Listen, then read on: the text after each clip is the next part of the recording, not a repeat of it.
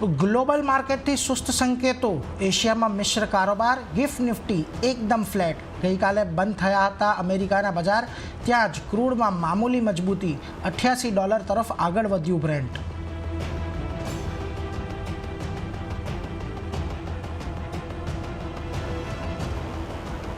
જૂન ત્રિમાસિક માટે એચડીએફસી બેંકે આપ્યા નબળા અપડેટ. ડિપોઝિટ અને એડવાન્સમાં ત્રિમાસિક આધારે ઘટાડો. બેંકનો કાસા પણ 5% ઘટ્યો.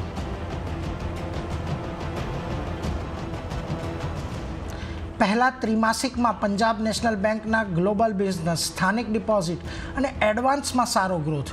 ગ્લોબલ એડવાન્સીસ અને ડોમેસ્ટિક એડવાન્સીસમાં 5%નો ઉછાળો. Q1 માટે યુકો બેંકે પણ આપ્યા સારા આંકડા. લોન બુકમાં આશરે 18%નો વધારો. પહેલા ત્રિમાસિકમાં આરબીએલ બેંકના નબળા અપડેટ. ત્રિમાસિક ધોરણે ડિપોઝિટ 2% ઘટ્યા. જોકે લોનમાં 3%નો વધારો, પણ કાસામાં 9%નો ઘટાડો. ત્યાં જ 5% વધ્યો પૂનાવાલા ફિનકોર્પનો ડિસ્બર્સમેન્ટ. 52% વધ્યું AUM.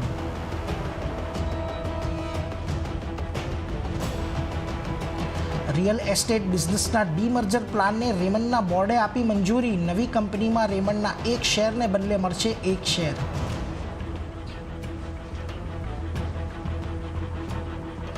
અને T20 વર્લ્ડ કપ સાથે મુંબઈમાં ચેમ્પિયન્સનું જોરદાર સ્વાગત.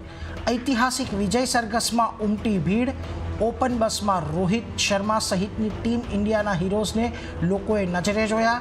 આજે CM એકનાથ શિંદે સાથે કરશે ખેલાડીઓ મુલાકાત.